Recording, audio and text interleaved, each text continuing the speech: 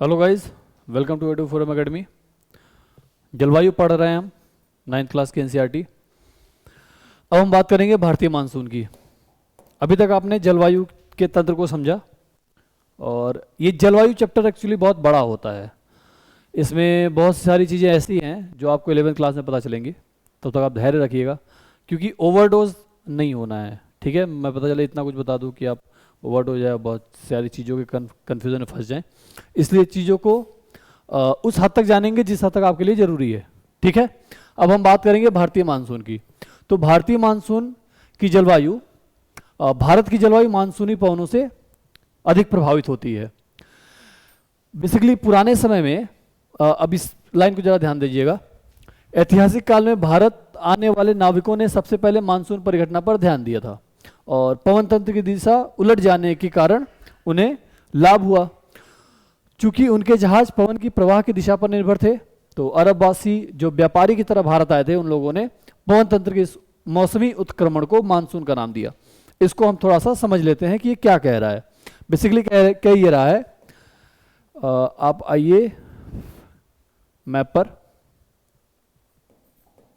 पुराने समय में अरब व्यापारी पश्चिम से आते थे, तो ये थल मार्ग से और जल मार्ग से आते थे। जल मार्ग से आने के क्रम में सपोज कि ये गर्मियों के दिन में आए भारत।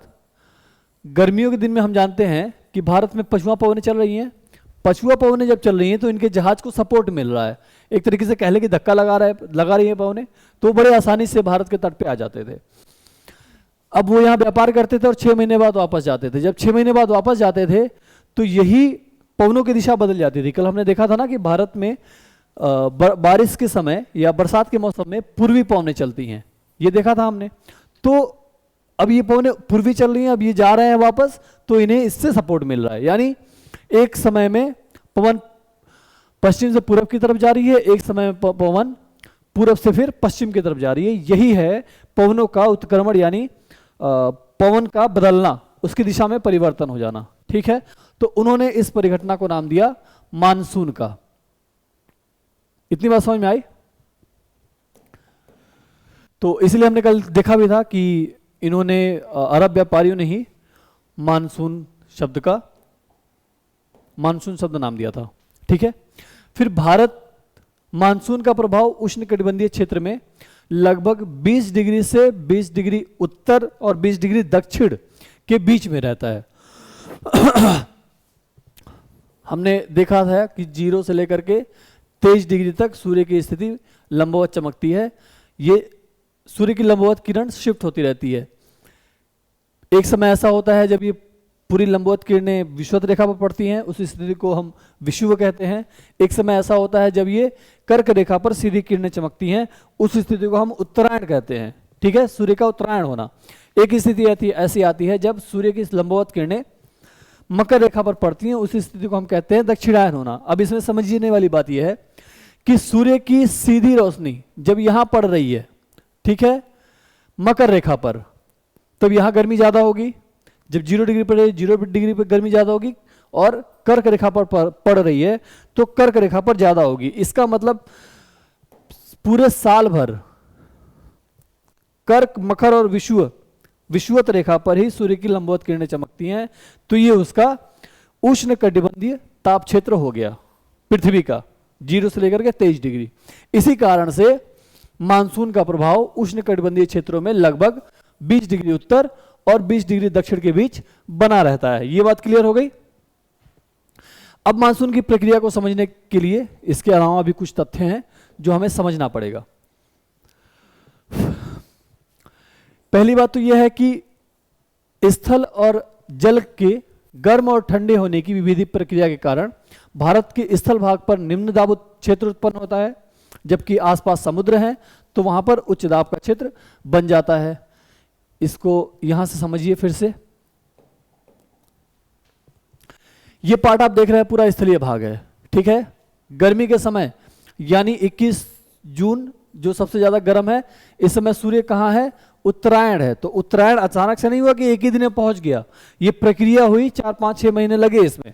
ठीक है, अब जब ये सूर्य उत्तरायण हुआ तो ये आपका पूरा क्षेत्र ये हीट हो गया, बहुत टेम्परेचर यहाँ पे बढ़ गया। साथ में भारत का आपका ये भी क्षेत्र आ गया, उत्तरी मैदान, राइट, गंगा का दबाव। तो ये क्षेत्र पूरा गर्म हो गया, यहां से हवाएं ऊपर उठी और ये स्थान खाली हो गया। ठीक है, पृथ्वी पर जब जमीन पर सूर्य की किरणें पड़ी, धरती गर्म हो गई और जो हवाएं हैं वो भी गर्म हो गई, गर्म हवा ऊपर उठती है। ऊपर उठ गया तो जमीन पे क्या हुआ कि लो प्रेशर बेल्ट बन गया, यानी वहां पे कुछ है नहीं, वो जगह हो गया, एक तरीके से गड्ढा हो गया, या कह ले कि गर्त बन गया। कैसा गर्त? जमीन का गर्त नहीं, पवन का गर्त। ठीक है, यानी यहां पे कोई हवा नहीं है, खाली क्षेत्र है। अब यही इस रोशनी, सॉरी, यही रेज या यही ऊर्जा जब समुद्र में पड़ रहा है पानी पर, तो वहां भी हवाएं ऊपर उठ रही हैं, लेकिन अपने साथ में नमी ली हुई हैं। गर्म, जब पानी गर्म होगा वेपराइज हो जाएगा, राइट, तो ये नमी ली हुई हैं।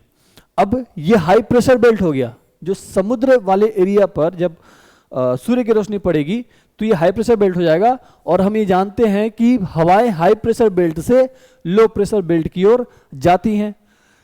ये एक दूसरे का संबंध हो गया, ये इसे बुला रहा है, ये उधर ही भाग रहा है। ठीक है, तो इस पहले लाइन का यही मतलब था कि भारत का स्थल भाग है और आसपास प्रायद्वीपीय क्षेत्र जल भाग से, जल से घिरा हुआ है।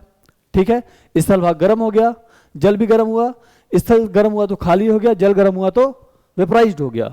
ठीक, और ये एक दूसरे से जाकर के मिल रहे हैं। ठीक है, तो एक ये कारण हो गया।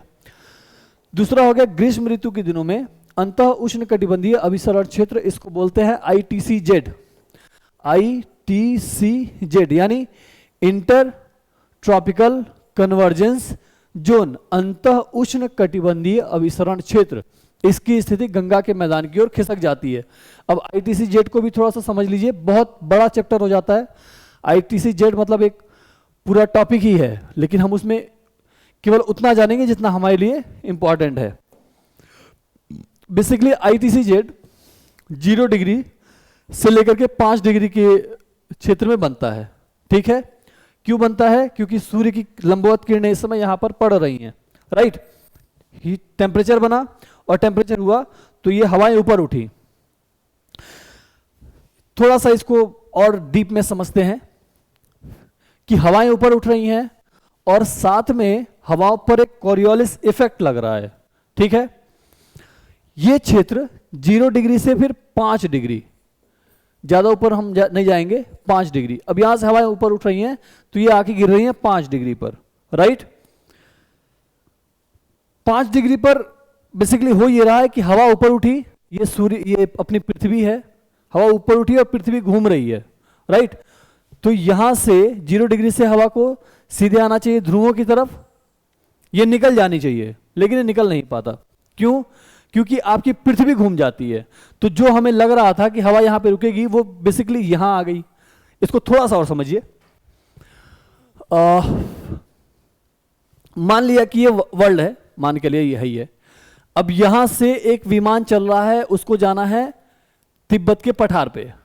ठीक है, ये तो हवा से ऊपर उठ गया, यानी कि पृथ्वी को इसने छोड़ दिया।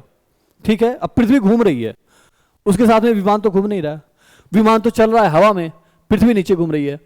अब ये इसको यहां के लिए हमने छोड़ दिया तो यहां थोड़ी जाएगा, ये क्षेत्र क्या हुआ, थोड़ी देर में घूम जाएगा ना। तो ये यहां पे आ गया, सपोज तिब्बत का पठार यहां आ गया और ये क्षेत्र यहां आ गया, क्योंकि पृथ्वी घूम रही है, ये चीज हमेशा ध्यान रखना है। तो घूमते घूमते ये क्षेत्र यहां पे आ जाएगा। तो जिसको तिब्बत में जाना था वो चला गया चाइना में, मतलब चाइना के अंदर।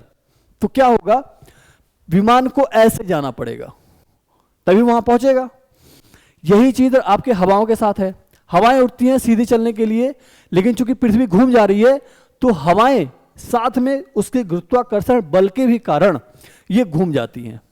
ठीक है, यानी कि विक्षेपित हो जाती हैं। यही है कोरियोलिस इफेक्ट। ये मैंने आपको कल भी बताया था और आज ही बता रहा हूं। उत्तरी गोलार्ध में हवाएं अपनी दाहिनी ओर और दक्षिणी गोलार्ध में हवाएं अपनी बाईं ओर मुड़ जाती हैं। मान लिया ये 0 डिग्री है, ये उत्तरी गोलार्ध है। हवाएं जब चल रही हैं तो ये अपने फेयर का नियम का कोरियोलिस बल के कारण अपने दाहिनी ओर मुड़ गई और दक्षिणी गोलार्ध में ये अपने बाईं ओर मुड़ गई। ठीक है, इसको और समझेंगे हम डिटेल में। तो ITC-Z की मैं बात कर रहा था। अब ये 0 डिग्री से उठी और जाके गिर रही है 5 डिग्री पर, हवाएं विक्षेपित हो रही हैं। तो यहां पर दो तरफ से हवाएं आ रही हैं, एक तो आपके नीचे से हवाएं जा रही हैं, फिर ऊपर से भी हवाएं आ रही हैं। कोरियोलिस इफेक्ट के कारण हवाएं विक्षेपित होकर के फिर 5 डिग्री पर आकर बैठ रही हैं। तो एक कन्वर्जेंस यानी अभिसरण क्षेत्र हो जाता है, यानी कि दो हवाएं आकर के मिलने लगती हैं एक क्षेत्र में, ठीक है, 5 डिग्री पर। तो 5 डिग्री पर क्या बन रहा है? ITC-Z। अब ये ITC-Z क्यों बना? टेम्परेचर की वजह से। जब सूर्य की लंबवत किरणें विषुवत रेखा पर पड़ रही हैं, हमने आपसे कहा कि सूर्य की लंबवत किरणें कर्क रेखा से लेकर के मकर रेखा तक पड़ती हैं। तो जब 21 जून की स्थिति है, यानी गर्मी का समय, जब यहां पे सूर्य की लंबवत किरणें पड़ रही हैं, तो ये ITC-Z खिसक करके कहां पहुंच जाता है? गंगा के मैदान में, यानी कि उत्तर में, ठीक है। तो ये गंगा के मैदान की ओर खिसक जाती है। ये विषुवतीय गर्त है, राइट, जो विषुवत वृत्त से 5 डिग्री उत्तर में स्थित होता है। इसे मानसून ऋतु या मानसून गर्त के नाम से भी जाना जाता है। यह भी भारतीय मानसून में एक महत्वपूर्ण भूमिका निभाती है। दूसरी बात है कि हिंद महासागर में एक जगह है मेडागास्कर, वहां से लगभग 20 डिग्री दक्षिण अक्षांश के ऊपर उच्च वायुदाब वाला क्षेत्र बन जाता है, ठीक है। और इस उच्च वायुदाब वाले क्षेत्र की स्थिति और तीव्रता भारतीय मानसून को प्रभावित करती है, राइट। अगली इंपॉर्टेंट इस कड़ी में ग्रीष्म ऋतु यानी गर्मियों के टाइम में, जब सूर्य 21 डिग्री पर चमक रहा है, यहां देखिए आपका 21 डिग्री है ना, सॉरी 23.5 डिग्री यानी कर्क रेखा, और हमने कहा कि जून में सूर्य की किरणें यहीं पड़ रही हैं, तो इसकी लंबवत सीधी किरणें तो यहां पड़ रही हैं, लेकिन इसके प्रभाव में इसकी जो अधिकतम ऊर्जा है वो इस क्षेत्र को मिल रही है, ठीक है। अब हो क्या रहा है कि तिब्बत का पठार भी यहां पर गर्म हो गया। क्यों गर्म हुआ आप ये समझ गए, ठीक है। तिब्बत का पठार गर्म हो जाता है, इसके परिणाम स्वरूप पठार के ऊपर समुद्र तल से लगभग 9 किलोमीटर की ऊंचाई पर एक तीव्र ऊर्ध्वाधर वायु धाराओं और उच्च दाब का निर्माण होता है। ऊर्ध्वाधर मतलब जो लाइन जो सीधी उठे, यानी कि क्या हो रहा है, तिब्बत के पठार पर सूर्य की रोशनी पड़ रही है, वो एरिया गर्म हो रहा है और हवाएं ऊपर उठ रही हैं, ठीक है। तो ये उठते उठते 9 किलोमीटर की ऊंचाई पर चली जाती हैं और बहुत तीव्र एक वायुधारा का निर्माण होता है और ये उच्च वायुदाब का निर्माण करती हैं। अगली इसमें महत्वपूर्ण जो इंपॉर्टेंट रोल निभाता है भारतीय मानसून में, वो है ग्रीष्म ऋतु में हिमालय के उत्तर पश्चिमी जेट धाराओं का और भारतीय प्रायद्वीप के ऊपर उष्ण कटिबंधीय पूर्वी जेट धाराओं का प्रभाव होता है। इस वजह से ये सारी चीजें मिलकर के भारतीय मानसून को कंट्रोल करती हैं। मैंने कहा है इस चीज को आप ज्यादा यहां पे नहीं समझेंगे, इसको आप कुछ चीजों को आप याद भी करिएगा, ठीक है। आपको ये याद रहेंगी तो बाकी हम अगले चैप्टर में जब पढ़ेंगे, अगले नेक्स्ट क्लास में पढ़ेंगे, तो ये हमें ज्यादा और अच्छे से डिफाइन हो जाएगा या और अच्छे से हम इसे समझ जाएंगे, ठीक है। अब अंत उष्ण कटिबंधीय अभिसरण क्षेत्र यानी ITC-Z जो मैंने आपको समझा दिया। इसके अलावा, इन चीजों के अलावा दक्षिणी महासागरों के ऊपर दाब की अवस्था में परिवर्तन भी मानसून को प्रभावित करता है। दाब क्यों बढ़ रहा है, क्यों कम हो रहा है, ये आप समझ गए, ठीक है। बस एक ही चीज आपको ध्यान रखना है कि ये सूर्य है 0 डिग्री पर, 0 डिग्री से लेकर के 21 डिग्री साढ़े 21 डिग्री सॉरी कर्क रेखा और मकर रेखा तक डायरेक्ट चमक रहा है। तो ये स्थिति क्या बनेगा, हवाएं गर्म होंगी, ऊपर उठेंगी, फिर बैठेंगी। तो जहां से ऊपर उठ गई वहां पे लो प्रेशर बन गया, जहां पे बैठ गई वहां पे हाई प्रेशर बन गया। इसके साथ में अगर स्थल भाग गर्म हो रहा है तो स्थल भाग लो प्रेशर बन जाएगा कि हवाएं ऊपर उठ गई और भरने के लिए भी कुछ है नहीं। समुद्री भाग पर अगर टेम्परेचर ज्यादा पड़ेगा तो वहां पर हवाएं नम हो जाएंगी, उसमें पानी आ जाएगा और वो हाई प्रेशर बेल्ट बन जाएगी। ये कुछ बातें आपको ध्यान में रखनी है, ठीक है। सामान्यतः जब दक्षिण प्रशांत महासागर के उष्ण कटिबंधीय पूर्वी भाग में उच्च दाब होता है, तब हिंद महासागर के उष्ण कटिबंधीय पूर्वी भाग में निम्न दाब होता है, ठीक है। लेकिन कुछ विशेष वर्षों में वायु दाब की स्थिति विपरीत हो जाती है और पूर्वी प्रशांत महासागर के ऊपर हिंद महासागर की तुलना में निम्न दाब का क्षेत्र बन जाता है। यहाँ से थोड़ा सा आप इसको समझिए, आगे आपको मिलेगा। अब इसमें वर्ल्ड का मानचित्र नहीं है। नॉर्थ अमेरिका में, ये है आपका नॉर्थ अमेरिका, ऐसे ही कुछ है ना, राइट। तो नॉर्थ अमेरिका में एक जगह है पेरू। पेरू के तट पर क्या होता है कि कभी कभी वहां की धाराएं गर्म हो जाती हैं, ठीक है, टेम्परेचर की वजह से। जब वो गर्म हो जाती हैं तो वहां से एल नीनो की शुरुआत हो जाती है। अब जब एल नीनो 2 से 5 वर्ष में आता है और ये मानसून भारत को पर्याप्त रूप से प्रभावित कर देता है। बेसिकली होता ये है, कभी कभी आपने सुना होगा कि इस साल कम गर्मी पड़ रही है, इस साल ज्यादा गर्मी पड़ रही है, सुना है ना। इस साल ज्यादा गर्मी पड़ी है। वाकई में गर्मी होने की वजह से क्या हुआ कि यहां पर जो लो प्रेशर बेल्ट बना वो बहुत ताकतवर हो गया, ठीक है। दूसरी बात, पेरू का इफेक्ट यानी एल नीनो इफेक्ट अभी आया नहीं, तो जो हवाएं चल रही हैं, ठीक है, ये हवाएं क्या है, गर्म है और इनमें पर्याप्त नमी है। होना ये चाहिए कि कुछ हवाएं इधर चली जाएं, कुछ हवाएं इधर चली जाएं, ठीक है। तो यहां पे भी सामान्य बारिश हो जाएगी, यहां पे भी सामान्य बारिश हो जाएगी, लेकिन हो ये रहा है कि यहां की कुछ हवाएं इधर चली जा रही हैं, राइट। क्यों? क्योंकि यहां का पहले तो हम देखा कि लो प्रेशर बेल्ट है। अब ये जगह जो मैंने आपसे कहा कि समुद्री एरिया है जो गर्म होकर हाई प्रेशर बेल्ट बना रहा है, ये तुरंत नहीं होगा, एक समय के बाद लगेगा, बनेगा। लेकिन एक समय ऐसा आएगा जब ये खाली रहेगा, यानी हवा गर्म हो रही है और ये लो प्रेशर बेल्ट बन गया है। जब ये लो प्रेशर बेल्ट यहां पे बनेगा तो यहां पे हाई प्रेशर बेल्ट बनेगा। ये हाई प्रेशर बेल्ट फिर इधर चला, ये हवाएं फिर इधर चली जाती हैं। तो इसीलिए कहा गया कि प्रशांत महासागर में जब यहां पर इस क्षेत्र में प्रशांत महासागर, पूर्वी प्रशांत महासागर जब हाई प्रेशर बेल्ट रहता है तो ये क्षेत्र लो प्रेशर रहता है। ये हवाएं इधर भी जाने के बजाय ये आपकी सीधे यहीं से मुड़ जाती हैं। तो आपका आपके भारत में मानसून की स्थिति अच्छी हो जाती है, ठीक है। ये वहां पे वही समझाने की कोशिश कर रहा है, ठीक है ना। दाब की अवस्था में नियतकालिक परिवर्तन को दक्षिणी दोलन के नाम से जाना जाता है। यही दाब उत्तर और दक्षिण में खिसकना इसका दोलन है, ठीक है। खिसकने का रीजन आप समझ गए और इससे ज्यादा डिटेल में अगली क्लास में आपको समझाया जाएगा।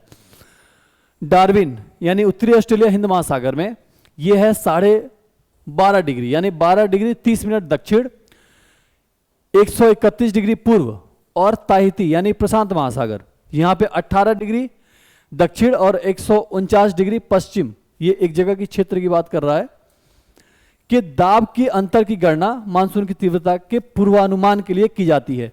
ये आपको ऐसी चीजें हैं जो आपको काम नहीं आएंगी और आपको यह समझ में नहीं आएगा, ठीक है।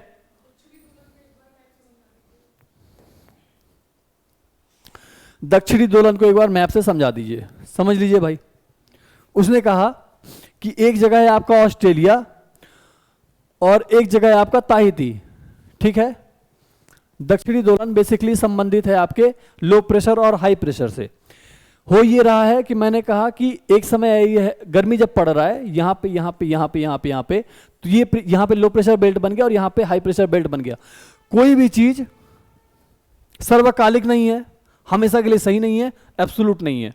जब मैंने आपसे कहा कि यहाँ पे हाई प्रेशर बेल्ट बन गया तो इसका मतलब ये नहीं कि हर समय यहाँ पे हाई प्रेशर बेल्ट बन ही जाएगा या हर समय यहाँ पे हाई प्रेशर बेल्ट मौजूद ही है। इसका मतलब ये है कि यहाँ पे टेम्परेचर मैक्सिमम हो गया, आईटीसी जेड ऊपर खिसक गया तो यहाँ पर हाई प्रेशर बेल्ट बन गया। कभी ऐसी स्थिति भी आ सकती है कि यहाँ पे हाई प्रेशर बेल्ट ना बने, या ये भी स्थिति आ सकती है कि इसकी जगह पे यहाँ पर हाई प्रेशर बेल्ट बन जाए, राइट। जब यहाँ पर हाई प्रेशर बेल्ट बन जाएगा तो पवनें क्या होंगी, इधर आकर्षित हो जाएंगी, ठीक है।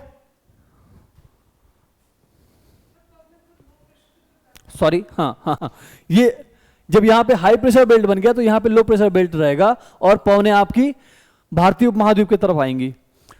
इसी की ठीक उल्टी स्थिति, यहां पर हाई प्रेशर बेल्ट बन गया और यहां पर लो प्रेशर बेल्ट ज्यादा बन गया, इतना मजबूत है कि यहां से ज्यादा मजबूत है, तो ये चुंबक की तरफ पवनें खींच रही हैं, तो ये पवनें निकल जाएंगी, सीधे यहां के लिए आ जाएंगी, ठीक है। अब इसमें भी होता यह है कि यहां पर लो प्रेशर बेल्ट होने के कारण जब हवाएं आती हैं तो आपके इस जगह पे भी लो प्रेशर बेल्ट होता है ऑस्ट्रेलिया में, ठीक है। ये पवनें मुड़ के ऑस्ट्रेलिया में चली जाती हैं, ठीक है। फिर यहां पे ऑस्ट्रेलिया में बाढ़ होता है और आपके भारत में सूखे की स्थिति हो जाती है। ठीक है, यही दक्षिणी दोलन का सिद्धांत है। हुआ क्या, प्रेशर, मैंने हाई प्रेशर और लो प्रेशर की बात करी। देखो ज्यादा डिटेल में जाएंगे तो क्लास बहुत लंबी खींच जाएगी, तो क्लास नहीं खींचना है, बस आप इतना समझो कि दक्षिणी दोलन क्या है, हाई प्रेशर और लो प्रेशर बेल्ट का खिसकाव, उत्तर और दक्षिण की तरफ खिसकाव होगा, तो वही दक्षिणी दोलन है। इसको हम आगे समझेंगे बाद में, ठीक है।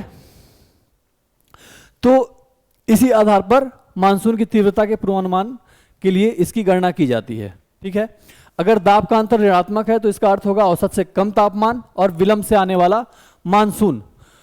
एल नीनो दक्षिणी दोलन से जुड़ा हुआ एक लक्षण है। एक समुद्री गर्म जलधारा है जो पेरू के ठंडी धारा के स्थान पर प्रत्येक 2 से 5 वर्ष के अंतराल पर पेरू के तट से होकर बहने लगती है। चलो इसको थोड़ा सा समझ लेते हैं। अब वर्ल्ड मैप मैं खोलने जाऊंगा तो बहुत टाइम लग जाएगा, तो वर्ल्ड मैप ना खोल करके आप थोड़ा सा इमेजिन कर लीजिए। मैंने कुछ आपको बनाने की कोशिश करता हूं, ऐसे नहीं है यार। यह है कुछ साउथ अफ्रीका ना, साउथ अमेरिका, एज्यूम कर लो, ठीक है। अब पेरू के तट पे बेसिकली ये होता है कि हमेशा ठंडी धाराएं बहती हैं। ठंडी धाराएं बहने की वजह से यहां पर हाई प्रेशर बेल्ट रहता है, तो ये ठंडी धारा यानी कि फिर ये पछुआ पवनों के साथ लग करके पूरब की तरफ बहती हैं। ठीक है, यही आकर के बारिश करती हैं, यही पवनें तो चल रही हैं और यही नमी लेकर के आपके उत्तर भारत में आकर के बारिश कर रही हैं। कभी कभी होता क्या है कि ये पेरू तट की जलधारा जो ठंडी है वो गर्म हो जाती है। जब गर्म हो जाती है तो यहां पर लो प्रेशर बेल्ट खुद ही बन जाता है, तो यहां से हवाएं चलती है तो उनमें पावर कम है, उनमें टेम्परेचर कम है, उनमें पर्याप्त नमी नहीं आ पाई। ठीक है, जब ये आपके भारतीय प्रायद्वीप में आती हैं तो इनमें उतनी नमी नहीं है, इसमें उतनी ताकत नहीं है कि ये पर्याप्त नमी लेकर के आके भारत में बारिश कर सके। तो इसलिए जब एल नीनो आता है तो भारत में सूखा पड़ जाता है। समझ में आ गया? एक चीज होता है ला नीना, वो हम आगे समझेंगे। मैं इसको बहुत लंबा नहीं खींचना चाह रहा और ये नहीं चाह रहा कि बच्चे कंफ्यूज हो, केवल इसमें जितना लिखा है बस आप उतना ही समझिए, ठीक है ना। तो 2 से 5 वर्ष के अंतराल पर ऐसा होता है एल नीनो की घटना। ठीक है, दाब की अवस्था में परिवर्तन का संबंध एल नीनो से है, इसलिए इस परिघटना को एंसो या एल नीनो दक्षिणी दोलन कहा जाता है। ठीक है, और एल नीनो के बारे में बताया भी है कि ठंडी पेरू जलधारा के स्थान पर अस्थायी तौर पर गर्म जलधारा के विकास को एल नीनो का नाम दिया जाता है। ठीक है, एल नीनो बेसिकली स्पेनिश शब्द है, इसका मतलब होता है बच्चा या बेबी क्राइस्ट, राइट। क्योंकि ये धारा क्रिसमस के समय बहना शुरू होती है, यानी कि सर्दियों के टाइम में। सोच के देखो कि सर्दियों के टाइम में गर्म हो जा रहा है, तो कुछ मतलब ऐसा हो रहा है जो नहीं होना चाहिए, राइट। तो उसमें पूरी दुनिया में जहां जहां मानसून और बारिश की स्थिति है का मौसम और टेम्परेचर थोड़ा सा बदल जाता है। ठीक है, क्योंकि ये धारा क्रिसमस के समय बहना शुरू होती है। एल नीनो की उपस्थिति समुद्र के सतह के तापमान को बढ़ा देती है और उस क्षेत्र में व्यापारिक पवनों को शिथिल कर देती है। ठीक है, अब ये हो गया आपका मानसून। अब मानसून की आगमन और इसकी वापसी। अब आप समझ गए कि भाई कैसे मानसून आ रहा है, कैसे हवाएं आ रही हैं और कैसे बारिश कर रही हैं, क्यों आ रही हैं, कुछ आप समझ गए हैं। ठीक है, मोटा मोटा उतना ही समझना है, अभी इससे ज्यादा समझना नहीं है। व्यापारिक पवनों के विपरीत मानसूनी पवनें नियमित नहीं हैं, लेकिन ये स्पंदमान प्रकृति की होती हैं। उष्णकटिबंधीय समुद्रों के ऊपर प्रवाह के दौरान ये विभिन्न वायुमंडलीय अवस्थाओं से प्रभावित होती हैं। मानसून के समय जून के आरंभ से लेकर मध्य सितंबर तक 100 से 120 दिनों का बीच का टाइम होता है। इसके आगमन के समय सामान्य वर्षा में वृद्धि हो जाती है और लगातार ये कई दिनों तक जारी रहता है। इसे मानसून का प्रस्फोट या मानसून का फटना कहते हैं।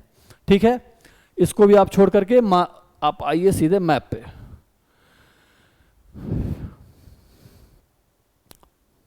जो भी आप पढ़ें उसको मैप पे ही पढ़ें, मैप पे ड्रॉ करके। अब उसने किसी ने कहा कि भाई 25 डिग्री, तो आप 25 डिग्री पता तो होना चाहिए कि 25 डिग्री कौन सा क्षेत्र है। ठीक है ना, इसलिए मैप पढ़ना जरूरी होता है। तो मैं आपको पढ़ा रहा हूं मानसून की एंट्री। बेसिकली जून आते आते मानसून की स्थिति आ जाती है भारतीय प्रायद्वीप पर। ये हवाएं यहाँ पे चलने लगती हैं। और हवाएं एंट्री करने के दो रास्ते हैं। प्रायद्वीप आपकी स्थिति है तो प्रायद्वीप से कुछ हवाएं इधर चली जाती हैं, कुछ हवाएं इधर चली जाती हैं। जो इधर आती हैं इसको हम कहते हैं बंगाल की खाड़ी से हवाएं होकर के आ रही हैं, ठीक है। जो इधर से आती हैं इसे हम कहते हैं कि अरब की खाड़ी से होते हुए आ रही हैं हवाएं। तो जो अरब की खाड़ी से आती हैं वो भारत के पश्चिमी भाग पर बारिश करती हैं, इनकी मात्रा थोड़ी कम होती है, ठीक है। जो पूरब से आती हैं वो उनमें नमी ज़्यादा होती है, बंगाल की खाड़ी से होती हुई आती है तो और नमी हो जाती है उनमें, और ये भारत के ज़्यादातर भाग पे बारिश करती हैं। बेसिकली जून के आखिरी वीक तक ये लगभग पूरी भारत पर छा जाती हैं और जुलाई तक ये पूरे भारत पर छा जाती हैं, ठीक है। जून, जुलाई, अगस्त तक यहाँ पर बारिश होता है। मध्य जून तक अरब सागर शाखा सौराष्ट्र, कच्छ और देश के मध्य भागों में पहुंच जाती है। अरब सागर शाखा और बंगाल की खाड़ी शाखा दोनों गंगा के उत्तर पश्चिम भाग में आपस में मिल जाती हैं और दिल्ली में सामान्यतः मानसूनी वर्षा बंगाल की खाड़ी शाखा से जून के अंतिम सप्ताह में 29 जून तक होती है, ठीक है। जुलाई के पहले सप्ताह में मानसून पश्चिमी उत्तर प्रदेश में, पंजाब में, हरियाणा में और पूर्वी राजस्थान में प्रवेश कर जाता है। मध्य जुलाई तक मानसून हिमाचल प्रदेश और देश के अन्य शेष भागों में भी पहुंच जाता है, ठीक है। मानसून अभी आने वाला है। मानसून में चलो छेड़ दिया तो थोड़ा सा बता देता हूं। इस बार मानसून हमारा अच्छा है, यानी कि इस बार हमारे नॉर्दर्न हेमिस्फीयर यानी हमारे इंडिया के स्थलीय भाग पर बहुत गर्मी पड़ी। ये मानसूनी गर्त बन गया एक तरीके से, या बहुत लो प्रेशर बेल्ट बन गया। आपने बीच में सुना होगा बिल्कुल हवा चल ही नहीं रही है। हवा नहीं चली इसका मतलब ये कि हवा वहां से गायब हो गई, वो ऊपर उठ गई, ठीक है ना। जब हवा ऊपर उठ गई तो लो प्रेशर बेल्ट बन गया। लो प्रेशर बेल्ट बन गया तो ये जो हवाएं चल रही थी सागर में ये सीधे आकर्षित होने लगी किधर, आपके इस गर्त की तरफ, ठीक है। तो कहा जा रहा था कि ये बहुत तेजी से आ रही है। बेसिकली ये तेजी से रही थी। बंगाल की खाड़ी में आते आते इन्हें बहुत ज्यादा नमी हो गई, इतनी नमी हो गई कि आगे चल पाना इसका मुश्किल हो गया। तो आपने ये भी सुना होगा कि मानसून की रफ्तार धीमी पड़ गई। इसका मतलब ये होगा कि ये इतनी हैवी हो गई कि अभी जाकर के सारा पानी बंगाल, असम और भारत के पूर्वी क्षेत्र में बरस जा रही हैं। बरस गई तो उनकी स्पीड थोड़ी कम हो गई, ठीक है। या जो हवाएं आ रही हैं उनमें नमी कम है। जो हवा आ रही है आप सुन रहे हैं कि उमस है, इसका मतलब उसमें नमी तो है लेकिन इतनी नमी नहीं है कि वो बारिश करा दे, ठीक है। अब इसके बाद जो दूसरे चक्र की हवाएं आएंगी वो आपके यहाँ आकर के बारिश करेंगी। तो उम्मीद है कि 30 तारीख के बाद ये पूरे आपके नॉर्थ इंडिया में बारिश होना शुरू हो जाए, ठीक है। तो ये आपने पढ़ लिया मानसून का आना। मानसून की वापसी अपेक्षाकृत एक क्रमिक प्रक्रिया है, यानी जैसे मानसून आता है ठीक उसी तरह से फिर पवनों के पश्चिमी प्रवाह के चपेट में आ जाती हैं और फिर पवनें पश्चिम की ओर बहने लगती हैं, ठीक है। जब पश्चिम की तरफ बहने लगती है तो उसको बोलते हैं कि लौटता हुआ मानसून। और ये लौटता हुआ मानसून ही भारत के प्रायद्वीपीय क्षेत्र पर बारिश करता है, ठीक है। भारत के उत्तर पश्चिमी राज्यों से सितंबर से प्रारंभ होती है। मध्य अक्टूबर तक मानसून प्रायद्वीप के उत्तरी भाग से पूरी तरीके से पीछे हट जाता है और प्रायद्वीप के दक्षिण आधे भाग में वापसी की गति तीव्र होती है। दिसंबर के प्रारंभ तक देश के शेष भाग से मानसून की वापसी हो जाती है और ये जाकर के आपके प्रायद्वीप में बारिश करती हैं। द्वीपों पर मानसून की सबसे पहली वर्षा होती है, उसमें भी कौन सा, आपके अंडमान निकोबार द्वीप समूह, ठीक है ना। ये क्रमशः दक्षिण से उत्तर की ओर अप्रैल के अंतिम सप्ताह से लेकर के मई के प्रथम सप्ताह तक होती है। मानसून की वापसी भी दिसंबर के प्रथम सप्ताह से जनवरी के प्रथम सप्ताह तक होने लगती है दक्षिण की ओर। इस समय आपके बाकी एरिया में तो ठंडी का मौसम शुरू हो जाता है, लेकिन प्रायद्वीपीय भारत आपका अभी भी गर्म रहता है, क्योंकि एक तो ये समुद्र के नजदीक है तो समुद्र का प्रभाव पड़ता है। अब मैंने आपसे कहा कि स्थल है तो स्थल तो जल्दी गर्म और जल्दी ठंडा हो गया, लेकिन समुद्र क्या हुआ, वो बहुत लेट गर्म होता है और बहुत लेट जाकर के ठंडा भी होता है, ठीक है। तो वहां के जो थोड़ी बहुत गर्मी बची हुई है उस हिसाब से आपका प्रायद्वीपीय भारत अभी गर्म रहता है। जब उसका ठंडा होने टाइम आता है तो फिर गर्मी आ जाती है, ठीक है ना।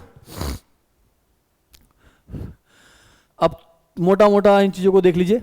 शीत ऋतु, उत्तरी भारत में शीत ऋतु मध्य नवंबर से आरंभ होकर फरवरी तक रहती है। भारत के उत्तरी भाग में दिसंबर और जनवरी के महीने सबसे ठंडे होते हैं, राइट। चलिए अब इसको आप एक बार बुक से पढ़ने की कोशिश करिएगा, क्योंकि ये सारी कहानियाँ हैं और कुछ फैक्ट हैं जो आपके एग्जाम में पूछे जा सकते हैं। शीतकाल में बारिश होती है, तो बारिश को स्थानीय नाम दिया जाता है। स्थानीय तौर पर इसे महावट कहा गया है, शीतकाल की बारिश को। ठीक है, ये फसलों के लिए बहुत ही इंपॉर्टेंट होता है। फिर गर्मी के टाइम का मैंने आपको बता दिया।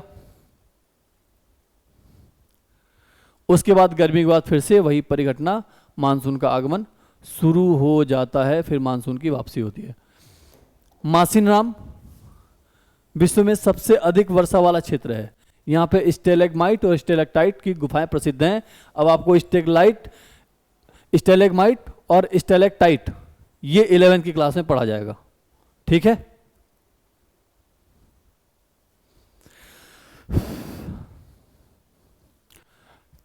चलिए। मानसून अच्छा भी होता है, लेकिन कुछ लोगों की बुरा भी होता है। कहीं इससे चक्रवात आते हैं, कहीं बाढ़ आती है, इसके बारे में आपने पढ़ा होगा। ठीक है, मानसून के वितरण पे हम नहीं जाएंगे, मानसून एकता का परिचायक है, ये कहानी है, आप ये पढ़ लीजिएगा।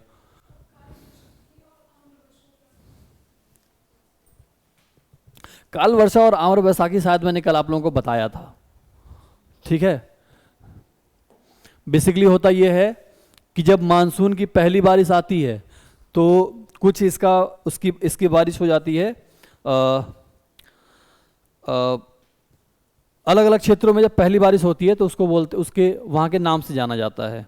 जैसे बंगाल में जब पहली बारिश होती है तो उसको बोलते हैं काल वैशाखी। ठीक है, काल वैशाखी। आसाम में जब बारिश होती है उसको बोलते हैं उच्चाई वर्षा बोलते हैं उसको। ठीक है, उत्तरी भारत जब बारिश होता है उसको आम्र वर्षा बोलते हैं, जो पहली बारिश होती है। ठीक है, हाँ ये यही है और कुछ नहीं है। ठीक है, ये आपसे ये लगता है कि बड़ा इंपॉर्टेंट है, बड़ा अच्छा फैक्ट है, हर बार आएगा, लेकिन नहीं आता है यहाँ से क्वेश्चन। बल्कि आप उससे अच्छा आप ये करिए, आपको अगर प्री क्वेश्चन तैयार करने हैं तो एनसीईआरटी के पीछे जो भी क्वेश्चन दिए गए आप उन्हें जरूर तैयार करें। ठीक है, इसलिए मैं क्लास के लास्ट में से करा भी देता हूँ। नीचे दिए गए स्थान में से किस स्थान पर विश्व में सबसे अधिक वर्षा होती है, तो वो है मासिनराम। ठीक है, ग्रीष्म ऋतु में उत्तरी मैदान में बहने वाली पवन को निम्नलिखित में से क्या कहा जाता है। कौन सा टाइम पूछ रहा है, ठंड का, सॉरी गर्मी का। गर्मी का टाइम उत्तरी मैदान में क्या चलता है, व्यापारिक पवने बोलते हैं इसको। ठीक है, निम्नलिखित में से कौन सा कारण उत्तर भारत के पश्चिमी भाग में शीत ऋतु में वर्षा होने के लिए इंपॉर्टेंट है।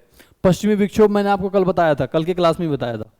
ठीक है, भारत में मानसून आगमन निम्नलिखित में से कब होता है, तो मानसून आगमन भारत में हो जाता है जून के प्रारंभ में।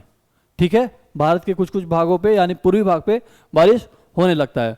निम्नलिखित में से कौन सी भारत में शीत ऋतु की विशेषता है, ठंडा दिन रहता है, ठंडी रात रहती है, शीत ऋतु की विशेषता है। ठीक है, चलिए अब मिलेंगे नेक्स्ट क्लास में। Thank you very much.